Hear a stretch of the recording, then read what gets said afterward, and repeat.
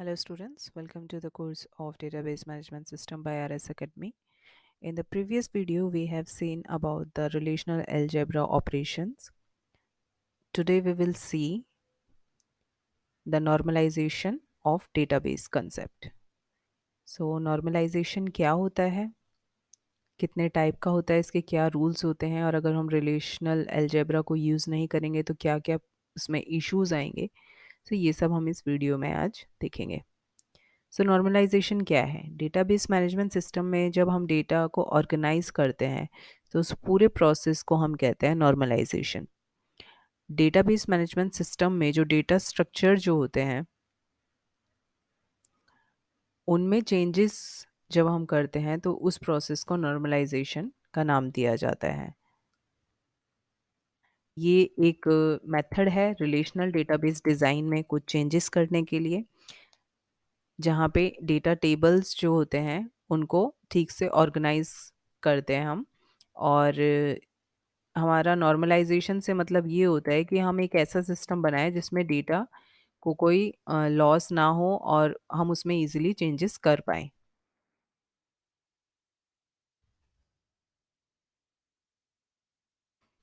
इसका जो main purpose होता है रिलेशनल टेबल में ग्रुप्स को क्रिएट करना जिसमें कि रिडंडेंट डेटा ना हो. ठीक है, और जो सही तरीके से इजीली हम उसको मॉडिफाई कर पाएं.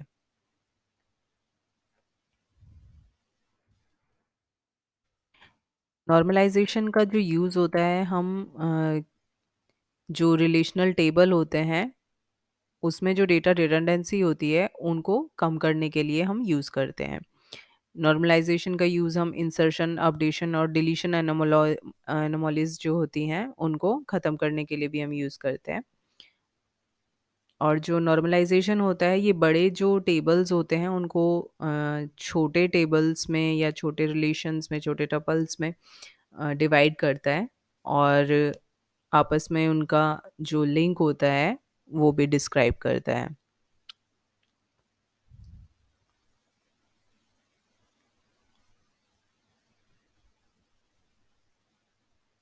So it is a multi-step process that puts data in tabular form, removing duplicate data from the relational table. Duplicacy of data को remove करता है और ये मल्टी स्टेप प्रोसेस होता है जो डेटा को हम टेबुलर फॉर्म में ऑर्गेनाइज करके रखते हैं. नॉर्मलाइजेशन हम दो पर्पस के लिए यूज़ करते हैं. एक तो रिडंडेंट डेटा के लिए, यानी अगर कोई डेटा है टेबल में अगर वो रिपीट हो रहा है तो उसको हम बोलेंगे रिडंडेंट डेटा. तो नॉर्मलाइजेशन हम इसलिए यूज़ करते हैं ताकि हम उस रिडंडेंट डेटा को जो रिपीट हो रहा है बार बार में डेटा वो यूजलेस डेटा है तो उसको एलिमिनेट करने के लिए हम नॉर्मलाइजेशन का यूज़ करते हैं. और ensuring data dependency make sense. Data is logically stored. जो डेटा है हमारा लॉजिकली स्टोर्ड है कि नहीं है. ठीक है, डेटा डिपेंडेंसीज ठीक से हैं दो टेबल्स के बीच में. सो ये सब लॉजिकली कौन देखता है? ये नॉर्मलाइजेशन के थ्रू हम देखते हैं. अगर हम नॉर्मलाइजेशन नहीं करेंगे तो प्रॉब्लम्स क्या क्या आएंगी? अगर हम कोई भी टेबल है उसको हम प्रॉपरली नॉर्मलाइज नहीं करेंगे तो डेटा रिडंडेंसी की प्रॉब्लम आएगी, जिसकी वजह से क्या होगा, जो आपकी मेमोरी स्पेस होगी वो ज़्यादा मेमोरी लेगी. और जो हमें टेबल्स में डेटा को हैंडल करना है, लाइक उसमें अपडेट करना है, इंसर्शन करना है, तो वो सारी चीज़ें हमारे लिए डिफ़िकल्ट हो जाएंगी. अपडेशन और डिलीशन एनोमलीज जो होंगे वो फ्रीक्वेंटली होने लगेंगी अगर डेटाबेस नॉर्मलाइज नहीं होगा. ठीक है. सो नॉर्मलाइजेशन जो होता है ये क्या करता है, एट्रीब्यूट्स को सही ढंग से किस तरह से डिस्ट्रीब्यूट करना है, इन सब चीज़ों में ये नॉर्मलाइजेशन हेल्प करता है.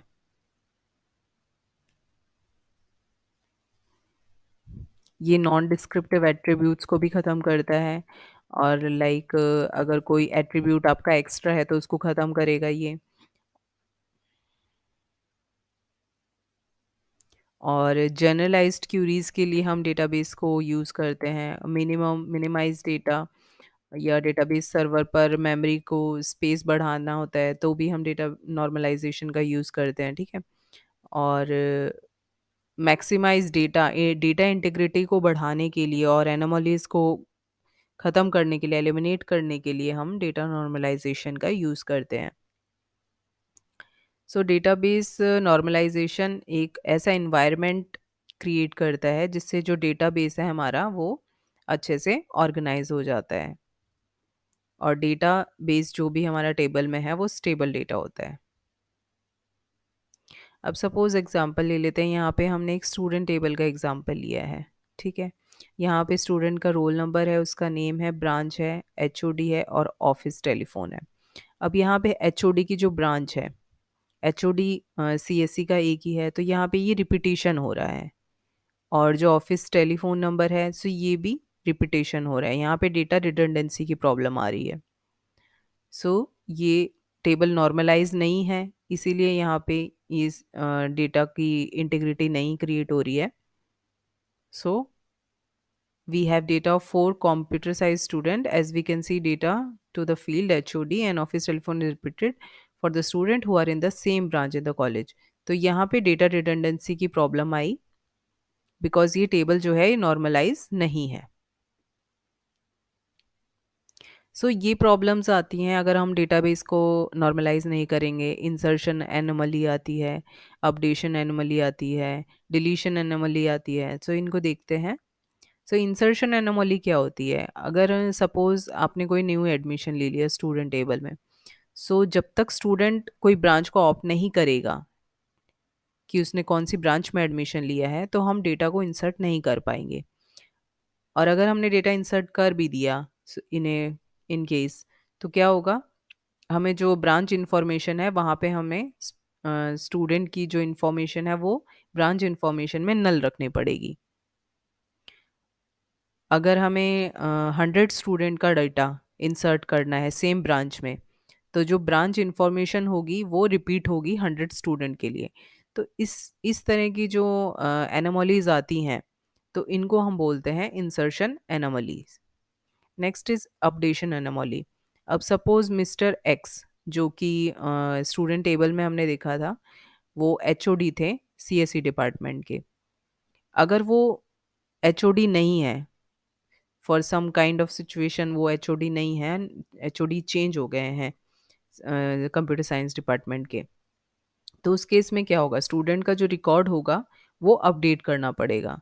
और अगर हमने इन केस अगर हमने बाय मिस्टेक कोई भी अगर हमने रिकॉर्ड मिस कर दिया, तो वहाँ पे क्या इशू आएगा, वहाँ पे आएगा डेटा इनकंसिस्टेंसी। सो क्योंकि वहाँ पे डेटा अपडेट नहीं हुआ तो डेटा इनकंसिस्टेंट हो गया। सो ये आ जाएगा हमारा अपडेशन एनोमली, क्योंकि जो टेबल है वो हमने नॉर्मलाइज नहीं किया है। Third is deletion anomaly.